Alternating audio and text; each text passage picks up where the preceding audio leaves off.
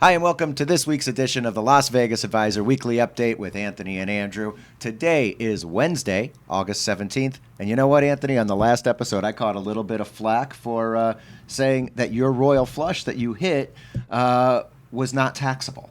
Right. I caught a lot of flack for supposedly not correcting you. But what did you say, Andrew? I said that it was not a taxable. Well, and the good thing about winning 1,000 is that that's not a taxable. That's not a taxable, correct. Although when you're playing at a local bar, it's kind of taxable because they expect a tip. And yes, that's what you did say. You did not say that the jackpot was not taxable. You said, "Oh, good, it's not a taxable." That's right. And those are two distinctly different statements. Right, because one, you have to fill out a W-2G. Right. Okay. So here's a situation. People thought they were listening in and they thought we said that it wasn't taxable. All gambling winnings are taxable.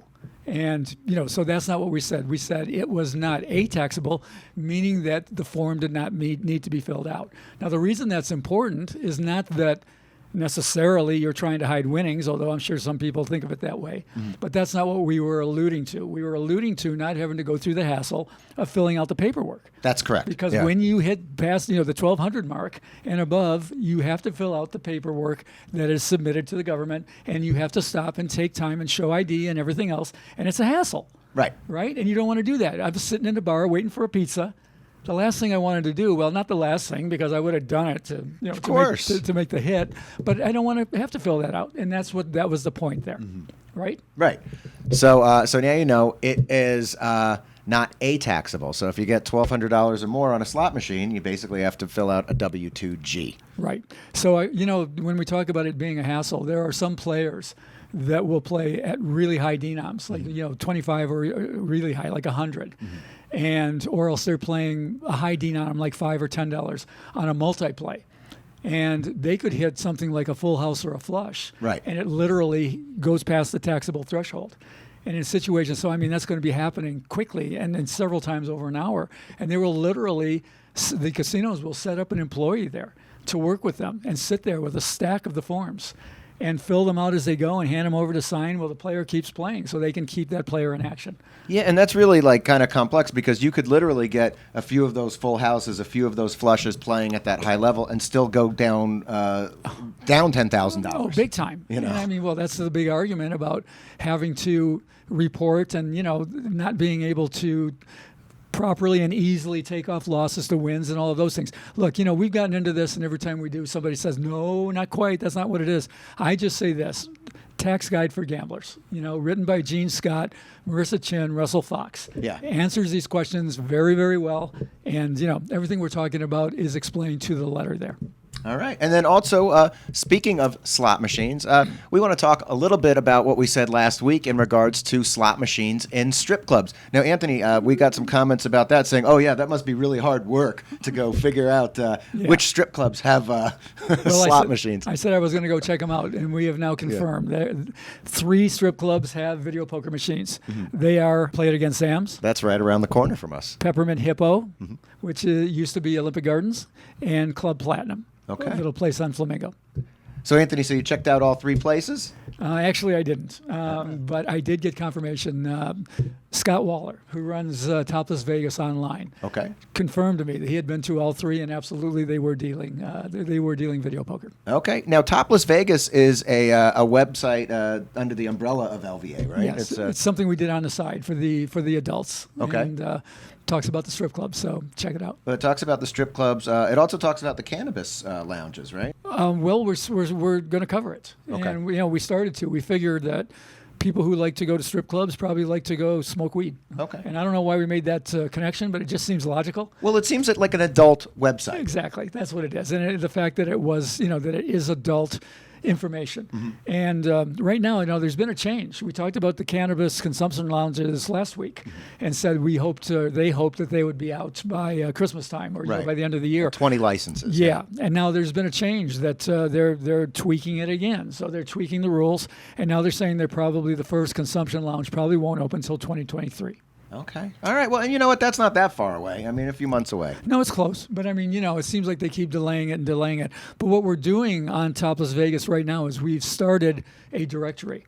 And I mean, we haven't started it. We've actually completed it. How many dispensaries do you think we found? They seem to be everywhere, first of all. Right. There seem to be dispensaries on like every other block. Like I would say, however many Starbucks there are in Vegas, I'd say probably almost as many dispensaries. That's pretty good. That's a pretty good way to put it. There are 40. Okay. We actually have 40. We have 40 of them listed on That Topless actually Vegas. sounds low because I swear they're everywhere. I know. Yeah. That's why I didn't want to let you guess too high. After you mentioned Starbucks, I didn't want you to guess too high. Okay. But I mean, there are actually 40 dispensaries Okay. all around Vegas. And now what we're going to do with that, we're not sure.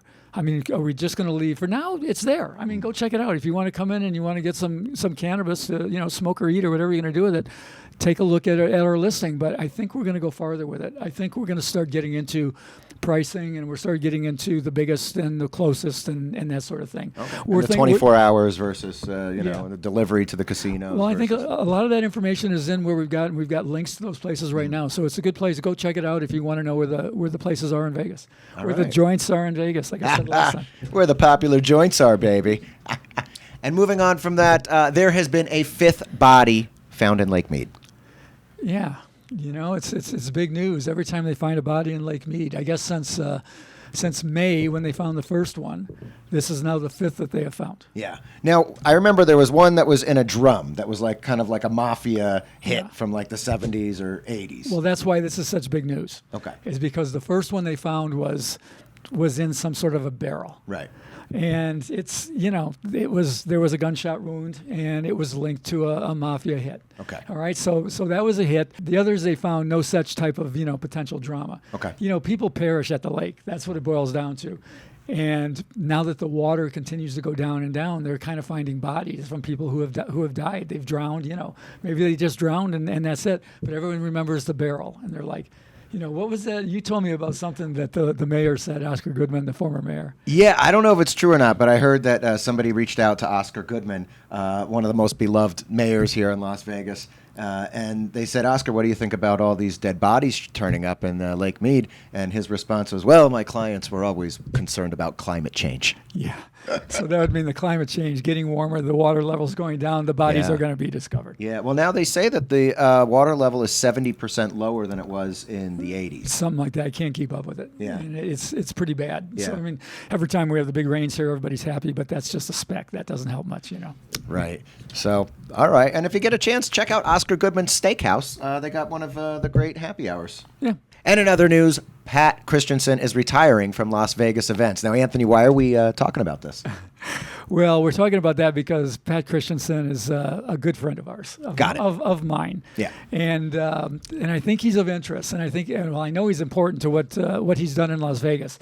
Pat ran Las Vegas events for years and years, several decades, 20 to 30 years. And he literally changed the entire landscape of what Vegas did with special events and concerts. I mean, he started NFR, which is the National Finals Rodeo. Okay. He raised the profile of the Thomas and Mack Center. Right. And here's the thing: I got to know Pat because Pat was a NCAA national wrestling champion. Impressive, yeah. Yeah, a national champ from Wisconsin.